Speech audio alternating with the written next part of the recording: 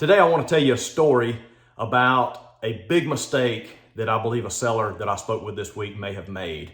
I'm Justin Woodall with Woodall Realty Group in Athens, Georgia, and I've been selling real estate here for 18 years now, and I've seen lots of changes, lots of things in the market. I've seen markets go up, seen markets go down, seen markets shift and change, and we're in one of those shifts now. The steps and actions and things that sellers do and that buyers do are more important now. The decisions that they make and the course of action that they take is more important now than it would have been 6 months or a year ago.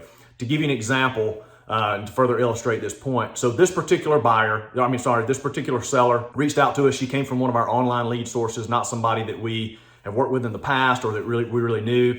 Found us online, said, hey, looks like y'all are doing great things. I need to list my house. I need you to come out and talk with me. So we had an appointment set. The night before, we were supposed to be there the next morning, got a message, hey, I need to reschedule the appointment. No problem. We reached out and let her know we had the message and let us know when she wanted to reschedule. We didn't hear back. Followed back up Monday morning. Hey, let me know if you want to meet this week to talk about listing your house. And she finally replied and actually said, well, my husband reached out to someone and we listed it last week. She said, but I'm not happy.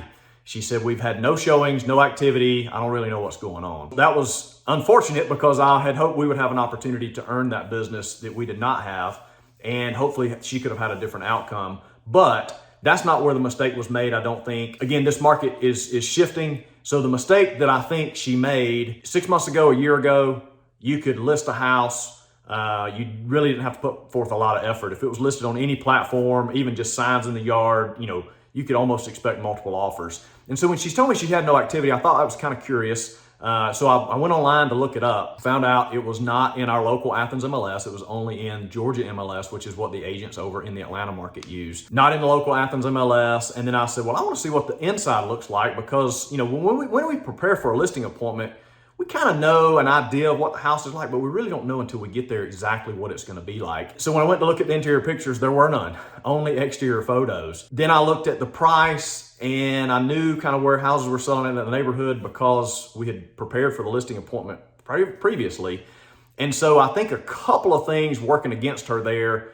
No interior pictures, which means a poor job marketing, not in multiple MLS systems, not on multiple platforms, which is kind of works against you. And then having a price that's too high for the neighborhood kind of works against you. So she's got like a triple whammy going on there as far as things that could help her house to get more exposure and to sell more. After looking at that, I guess the message I want to convey today is 6 months or a year ago, yeah, you could list it a little bit higher. You could potentially not have all the marketing that you need. You could potentially not even have interior photos and still get activity, still get showings, still get multiple offers. Well, those days are over. It's rare. Now, some locations and some price ranges, we're still seeing multiple offers. We're still seeing activity, and it's still a little bit of a frenzy feel. But in a lot of price ranges, a lot of places, that's no longer the case, which means we're shifting back more towards a normal market, which is not a bad thing. The market's still really good. Homes are still selling. What it's actually done is opened up opportunities for FHA buyers and VA buyers and people that didn't stand a chance to buy in a multiple bidding war situation can now buy a house and without getting into a bidding war, and they can actually win it and get closed on it. So it's not a bad thing necessarily, but the mistakes that this seller made, again, I wish we could have interviewed. So I think, what can you gain from this, or what can you learn from this story? I think, the agent that you meet with, make sure that they are going to market the property. Make sure they are going to get interior photos. Make sure they're an expert in the market and that they can advise you and counsel you on where that price needs to be. Because again, 6 months ago or a year ago, you could list it too high and it was okay. It's not okay in a normal market, because what's going to happen is, as the demand decreases, they're finding better opportunities and better deals everywhere else as the inventory grows a little bit. And the reason we were seeing the multiple offers before is there just wasn't enough inventory and too many people were fighting over the same house. And again, that's just kind of going away. I told her, I said, look, reach out to us if it doesn't work out, if it doesn't sell. And, but she's locked into a listing contract with that agent at this point, which is, and we don't do that. We actually have an easy exit listing policy that if you're not happy with our services, you can cancel the deal. We've just always operated that way. The way we look at it is it's a team effort between us and sellers to get a property sold. I can't do it by myself. They can't do it by themselves. We're in this thing together. And if we're not getting along, it doesn't work out. So I just wanted to share that story.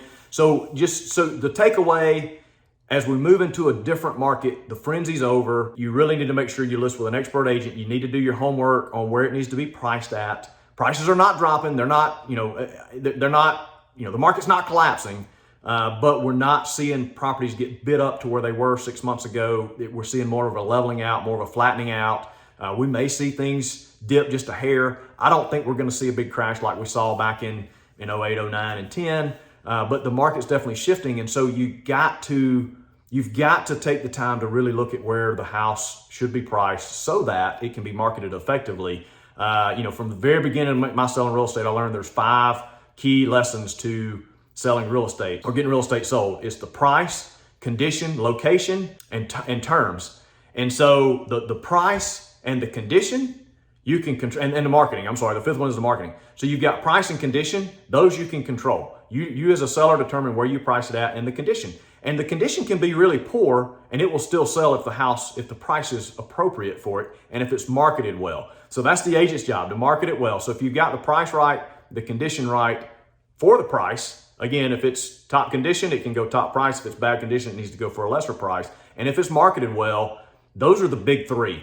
Those are the big 3 that I'll look at. The other 2, terms and location, are also important, but the location you cannot change. You have no control over where that house sits. Can't change that one. You have to take it into account as you're figuring out where you need to price it at and how you need to market it. But the location cannot be changed. And then the terms.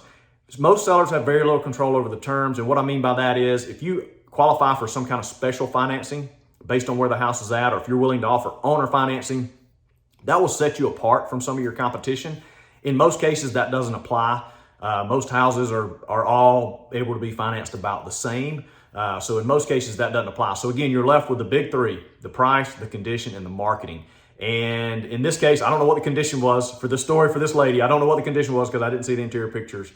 But the price seemed to be a little high. And the marketing seemed to be lacking simply because it didn't seem to be given the full exposure and there were no interior pictures. So again, do your homework. Make sure you list with an expert agent in your particular market that can really advise you, counsel you, and help you get your house sold.